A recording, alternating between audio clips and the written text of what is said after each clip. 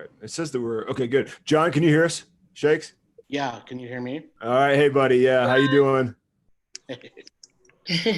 Did you you had a rough night last night, huh? Yeah. A little bit of a pity party, and just being bummed out about things in general. But I'm over it today. Now I just have the hangover. All right, sounds good. Okay, everybody, we're live on YouTube, so I think we can kind of jump in. Before we start, John, can you tell folks and listeners, because I know there were some brewers around town who were wondering about the Cody canning thing, and I know you wrote something about it. Can you explain just real quick to listeners and everybody else what's going on and what they're doing, what they're offering up? Yeah, my understanding is that they are offering. They'll come to breweries, especially small breweries that don't have a way of canning by themselves, and help them get for free, help them get their beer canned up so that they have a way to sell it to go. I think the cost is the cost of the cans. I think that's it.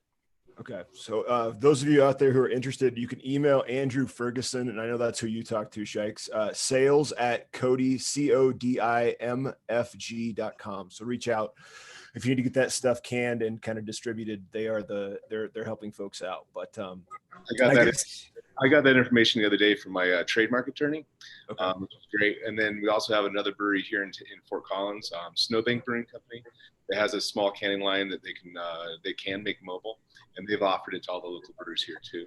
So cool. So I guess let me ask you then, Colin, knowing that you're kind of selling a lot over the bar there, how important is it for you to be able to get that stuff out of the tanks and into cans? Well, we have a Crowler filling setup, and so we've been doing Crowlers to go for the last couple of days, and we've gotten really good response from all of our regular customers. And we have really limited hours, but we've had a lot of people coming in. We don't know how long we'll be able to do that, how long that's going to last.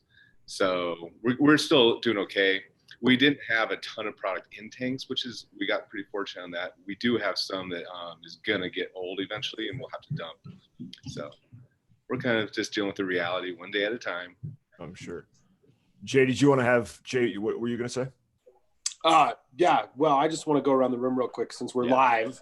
Make sure that everybody that's out there watching and later on when we roll this out for public consumption the other way, make sure everybody knows who is who and what's going on. I'm Jay Schrader. I am not the brains behind Unfiltered. My partner in crime over there, Samuel J., otherwise known as the Doctor, host of Unfiltered.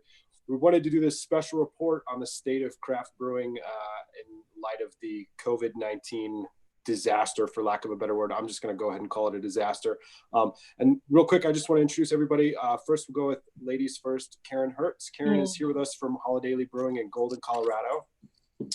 Then we have our good friend, Jonathan Shikes, Colorado beer man from Westword magazine. And John, you just released a new book, right? What's the title of that book? Yeah, I did. Denver Beer. It's a history of beer and brewing in the Mile High City. And yeah, it just came out. I had a whole bunch of scheduled events, but those are no longer happening. Let us know what we can do to help, because we'll be more than willing to promote it. And if you want to get on and just promote it alone, go for it. Okay. Yeah, thanks. I'm actually hoping to go over to Strange Craft tonight for a little bit. I'm going to sit in the corner and sell them, and then I'm going to donate some of the money I get to their tip fund, and then to the service industry tip fund, the website that's been going around social media. Nice. That's nice. Awesome. And sorry, last but not least, we don't want to look over our good friend Colin Westcott. First time on the show, right, Colin? It is my first time. So I'm Colin thanks. Westcott. Thanks for hooking up with us. Yeah, my wife is the owners of Equinox Brewery in Fort Collins. Awesome. Excellent. Perfect. Looks like Sam and I have a road trip once everybody's allowed out of the house. Well, I think we were going to, but Dan said he doesn't want to do the interview with you, Jay. So it's just going to be fuck off. It's unfiltered for a reason. There we go. Okay, so yeah, I guess real quick, let's bounce back to Shikes there. What are you seeing folks doing, your friends, your connections, to kind of support the staff that usually staffs these tap rooms? I'm not talking necessarily back of house, but because so many brewers are still brewing. But what kind of initiatives are happening to kind of help support the bartenders that are out there? Yeah, right now it's kind of all over the map. Most breweries have to go or have set up some sort of to-go sales. I know that a lot of breweries thought that they could do delivery. I don't think that's the case. But I think they're trying to keep some breweries are trying to keep people employed with those to-go sales. But it's really difficult. I know that there are many people on furlough. I hesitate to call them layoffs because that sounds very permanent. But they are, they're not working. So I've seen this tip fund that's been going around. It's a random, it pulls a random name from the service industry. I know a lot of people are going to buy beer. They're tipping big. They're buying on online, and some of them even have a little space where you can add a tip. But for the service industry folks, it just sucks right now. So I guess in talking to brewery owners, and Colin and you and Karen can talk too, what are people predicting 60, 90, 180 days out? Is it grim, or is there hope? What's your read on it? I gotta tell you, I have no idea right now. We're I feel like sometimes we're day to day, we're even hour to hour with how we perceive what's happening, the time frame that people are giving us, and how can we deal with it. The SBA Disaster Relief Fund just opened up for Colorado, or Larimer County at least anyway, about 5 o'clock yesterday. And so we're in the middle of an application there. But seriously, I've got all my employees to think about. I've got myself to think about. I've got my family. My kids are at home right now. They're going to be at home for a long time. We've got mortgages to pay. It is the financial side of this is pretty bleak. So. Real quick, sorry, let me jump in. I know, Jonathan, you just shared that story out of Illinois that folks are going to be able, breweries are going to be able to start delivering in Illinois. My father just sent me a text. It looks like the same thing's going to be happening in Iowa. For Karen and Colin, how important is it, or how powerful is it if that can happen, if you can start delivering as opposed to just doing kind of out the door sales? It would be interesting to see how that works. We're still limited in what we can do. Most of our sales are, like I said, are across the bar. And that there's a huge, obviously financial reason that works is we can make a lot more revenue selling by the glass. The Crowler sales, if we could deliver, I know that we'd have quite a few customers who would take us up on that. But ultimately, long-term sustainability, it probably wouldn't be that great. Okay. Yeah. I think for us, it's certainly is just at least one more revenue stream, and it's one more opportunity for me to give some work to some of our staff who otherwise doesn't have work available right now. So I like it for both of those reasons. Of course, once you put people behind wheels carrying liquor, I'm sure there's going to be a lot of insurance things to think about with that too. Nothing is easy, nothing is simple. So there's just a lot to think through, no matter what is going on right now. So it won't be an easy, quick deal. And it's certainly, to Colin's point, it's not going to save the tap room, but it will at least provide some work for some people and a little bit more revenue. What about going the other direction, Karen? And Sam and I have a buddy actually making a run up the hill to go to El Pass as we speak. And I think he's going to buy probably every Crowler on the premises. That doesn't put people to work necessarily, but I mean, does that help drive at least some revenue towards the bottom line even further?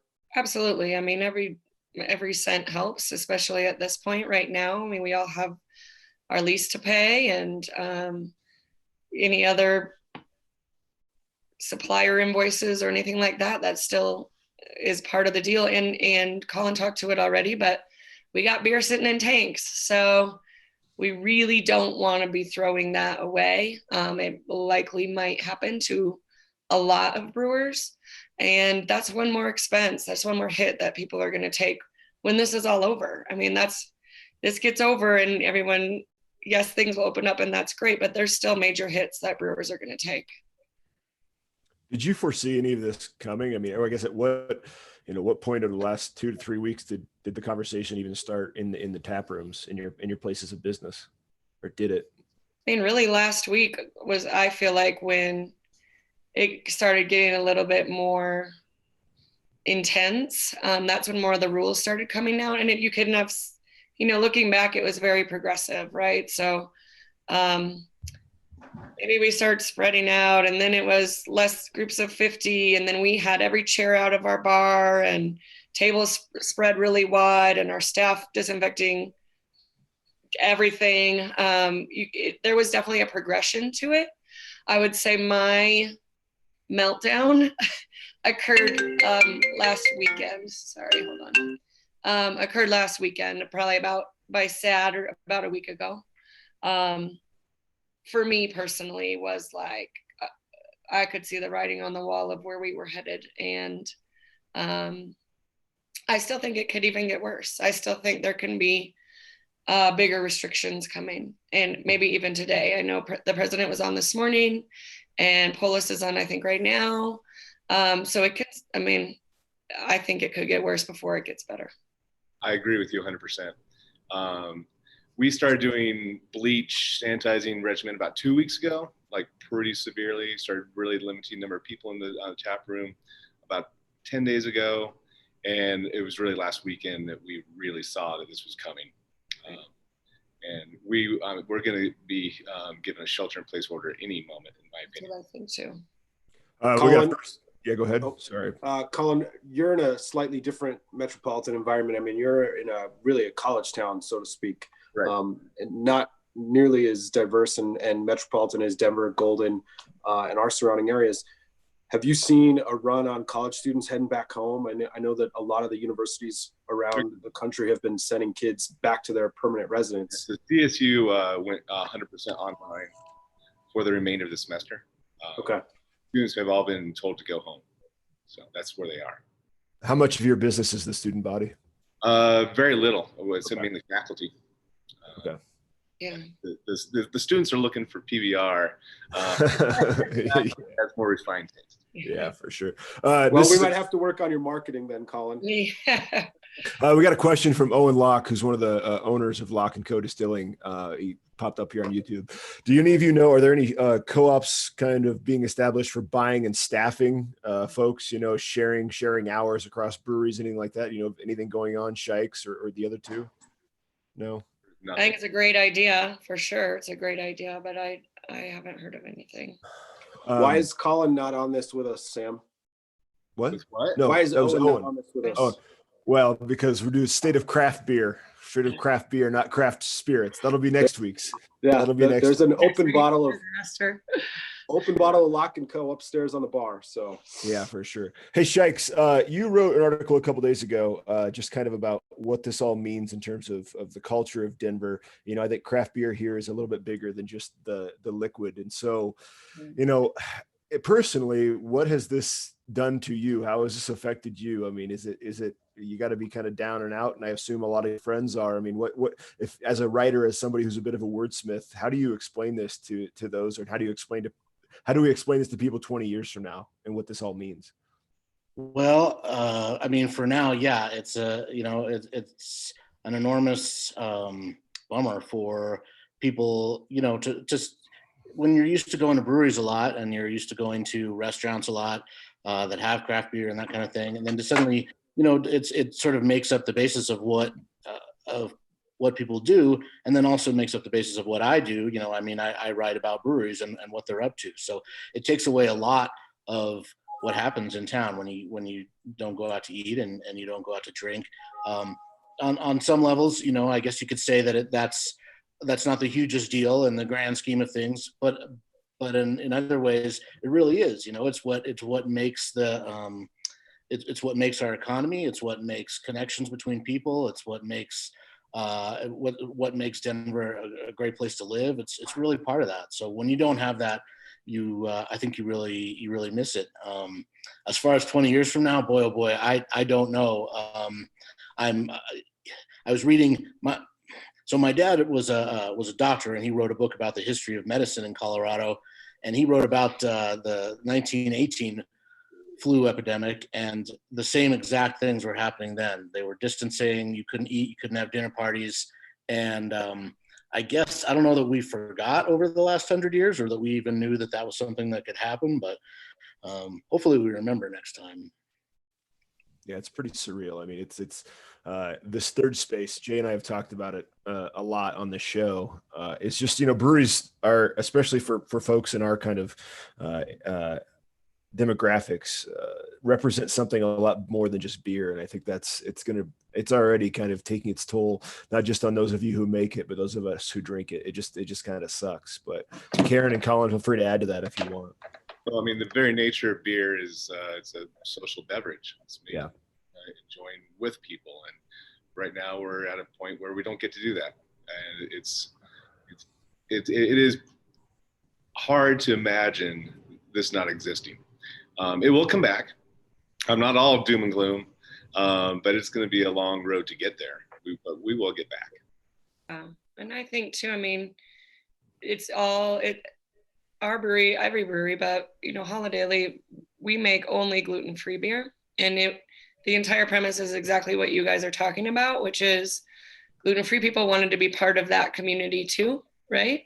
And beer really is just an opportunity to sit down and be in a community, and it's so much bigger than beer, but we can't do that right now. And Colorado, to what Jonathan said, Colorado has a lot more on-premise business and consumption and meeting spaces than a lot of other cities. I mean, it's just a big part of our culture here.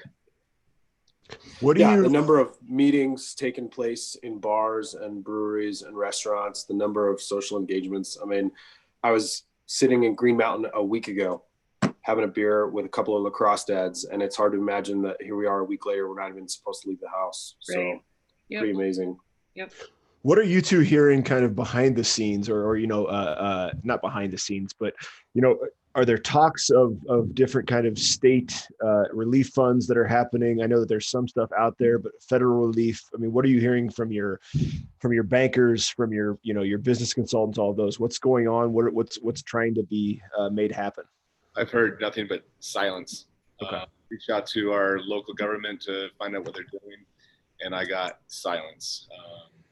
We've heard nothing from this on the state level.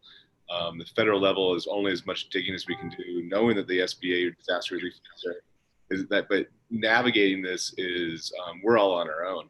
Yeah. And the SBA deal, I mean, the president said last week, we're putting out this emergency SBA loan, and Colorado, it didn't go through until yesterday. So every day you're kind of getting up, looking and seeing what's going on. And it was like, why are we not a part of this thing yet? But we are now. So some people are going out and applying for that. I've heard of other potential measures where there could be interest-free loans if you pay your staff with that money. I haven't seen it yet. But, even for our staff, the unemployment process is daunting. I mean, the server keeps breaking down, and I think it's taking a long time. It's not easy to navigate. So all of these things, it just adds to the stress overall. But I do think, taxes being delayed and some other opportunities, like businesses are going to have to take advantage of anything that they can find right now. Yeah, I don't like to lend a lot of banking perspective to these conversations because I'm not very good at it. But no. I will tell everybody that's listening that is a business owner right now, don't be afraid to take advantage of the SBA opportunity if it makes sense for your business. Right. More importantly, if you have a business loan already with a bank or with the SBA, be proactive, reach out to them, be prepared to answer questions, but ask them for a reprieve or a deferment.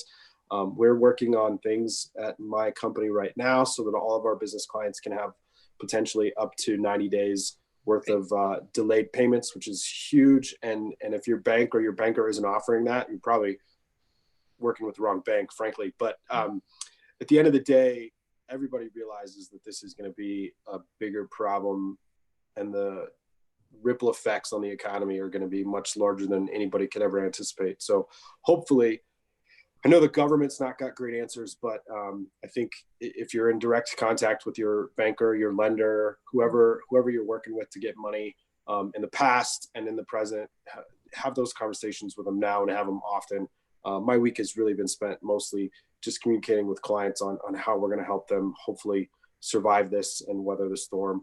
And if you think about it, brewing is just a small part of the community that we're working inside. I talked to one client the other day who's a craft person. She's not making a consumable product, but she's anticipating losing 80% of her revenue for the year. So that's a one-time deal, but that's still a pretty scary prospect. Yeah. And, Jay, to your point too, on the other side of it,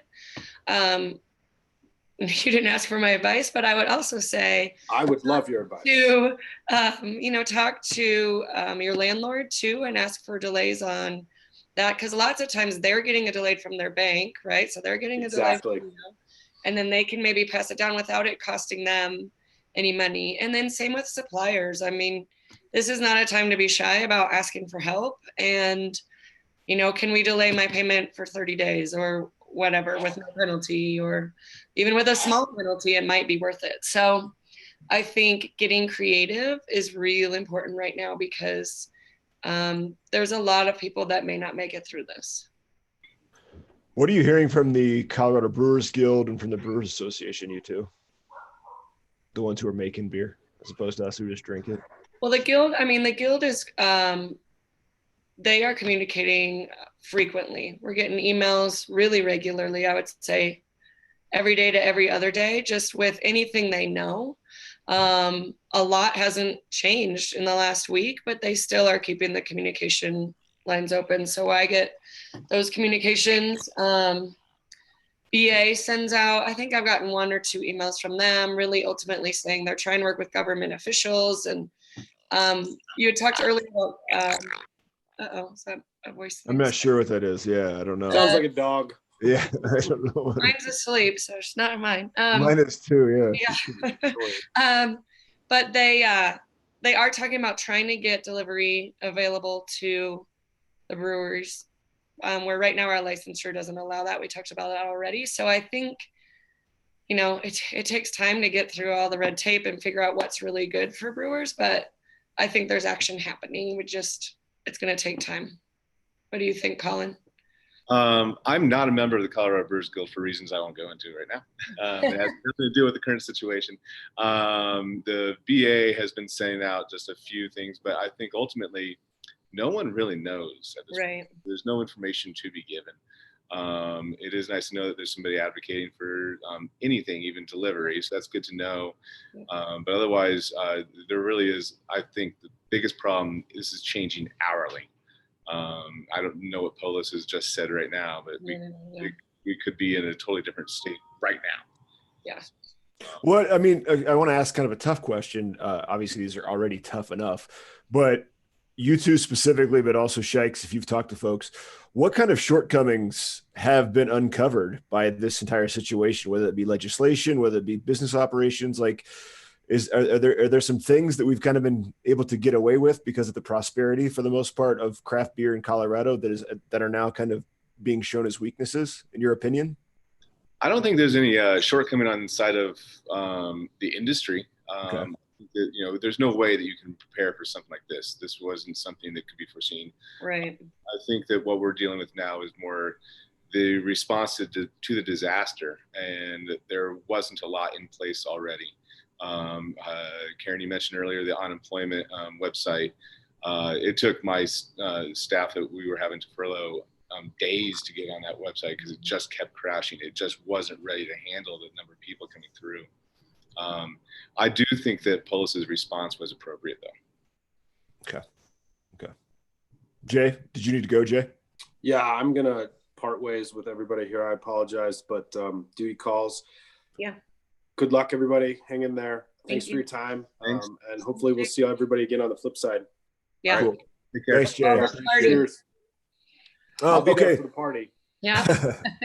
All right, John, Shikes, because I've been talking to folks a lot, kind of, as opposed to trying to necessarily, focus on running a business and keeping people employed. I know you have your own stresses, but what are some ways that you've been hearing that we can support the industry, can support the craft breweries out there? What are the ones that are doing it really well? And, just tell us a little bit more about that, if you could. Um, yeah, it's tough. I mean, I think the breweries have gotten a lot of love in the last couple of days. I don't know how much difference it will make in the long run. I think it makes a little bit of a I think it makes a little bit of a difference, and depending on how long it goes for, I think it can help to some degree. The biggest, the biggest, I think the biggest factor in helping breweries in the long run is going to be creative ways of financing, like you all were talking about earlier, creative ways to help breweries stay on their feet. Because I'm not sure that I'm not sure that there are some who are going to make it through the next week. Let alone a month. I think there are some breweries who are really running just like people, from paycheck to paycheck, and when a bill comes due, that's it. If they can't pay it, so I'm really worried about some of the businesses that are out there. And in terms of supporting, you just do what you can. I mean, I'm trying to get out and buy beer from the breweries directly. I think it sets up, you want to buy from restaurants directly. Of course, bars wish they could sell beer to go. Liquor stores are like, hey, what about us? So there's a lot of, there's a lot of feelings that are out there. But there's one thing that the Guild did set up is the Colorado Brewers Guild is a map that shows all the breweries in Colorado that are, well, it may just be members of the Guild. I'm not sure, but it shows breweries that are doing to-go orders, what their hours are, and all that kind of thing. So that's helpful, I think. And we'll have to see if we're all sheltering in place. If the governor decides that that's what we need to be doing, then none of it is going to matter anyway. But we'll find out either today or in the next few days. I was just getting texts that I think that Polis said that Polis is allowing bars and restaurants to sell alcohol with their pickup and delivery orders. So that just came out right now. Okay. All right. What does that mean? Okay. What does that mean for you, Karen, when you hear that immediately? I mean, it's an additional outlet for us. So we distribute throughout the state. Mm-hmm. We talked earlier about Colorado being a big on-premise state, a lot of consumption in bars and restaurants and tap rooms. We're in Phoenix also. And in Phoenix, about 90% of their business is off-premise. And in Denver, it's around 80%. It's double that people are going out here versus there. So that 20% is definitely a hit, but to have that opportunity for people is good.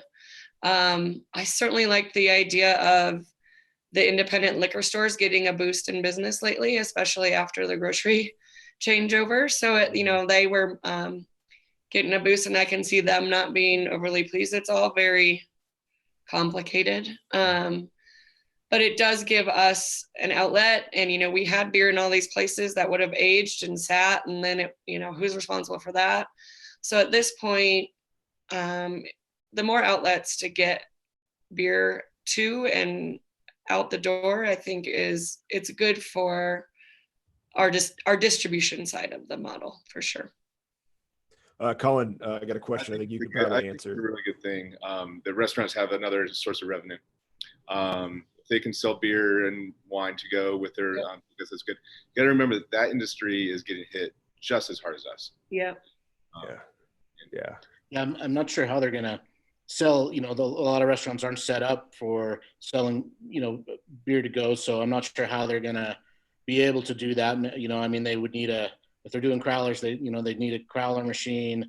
I guess they can, if they're buying, I guess if they're buying cans, but most of them aren't. Most of them buy beer by the keg, I think. So that'll be interesting to see if they're able to do that. So or they might make that switch just to do that, right? So buy cans instead of kegs and do it that way. Right. Somebody asked, Brock Harper asked, how has the supply chain, the ingredient supply chain been affected? Are you talking to your folks who are, providing you with your ingredients, and how are they being affected?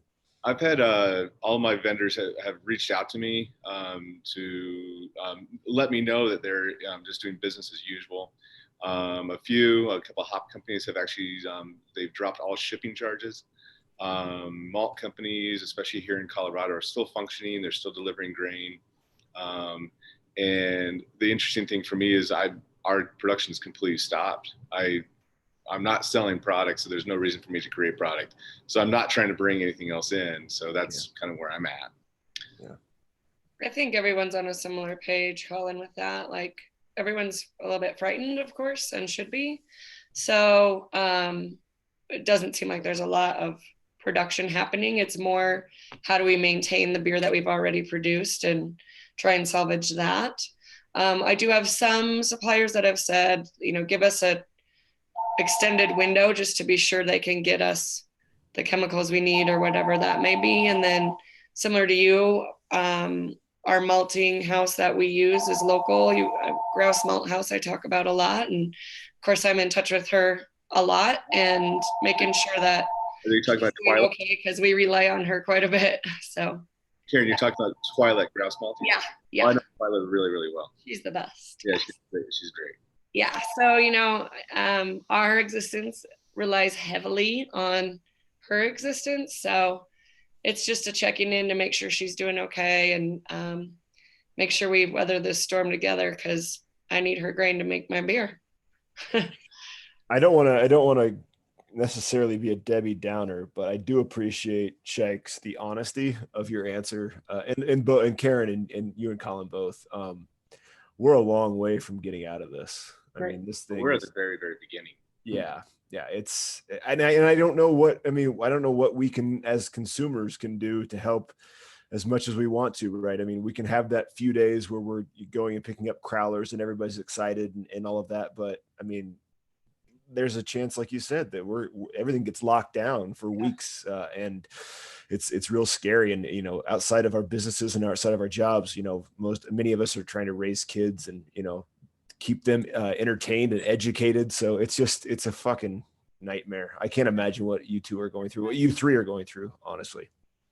Yeah, I think we're all in this together. Hopefully if anybody wants to find like a silver lining is that we at least here we appear to be coming together as a race, as humans. Yeah, we're all in this together. It isn't just me. It isn't just you. It is us.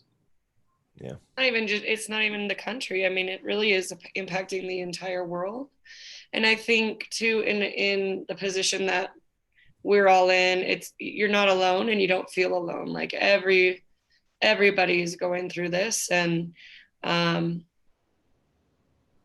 you have to figure out like what's my next step. I mean, you can't really think much farther beyond that right now. It's what is the next thing I need to get accomplished, and it's apply for an SBA loan or call my supplier, or whatever it might be. That's really as far as it goes right now. You can't think much further than that. Yeah. Rational and reasonable steps. That's for sure. Well, does anybody have, I want to be respectful of your time, any closing comments, concern, anything you want to kind of leave us with, or maybe we'll come back and do this in 2 or 3 weeks again. Anything you'd like to add? You could do this again tomorrow and you'd have probably completely different answers. Yeah, that's very true. No, I appreciate you having us on, and just knowing, and especially Karen, talking with you, knowing that I'm not alone in this. There's the same thing, and I've known that. I just haven't been reaching out very much to people, and it's good to know that. Do it, yeah.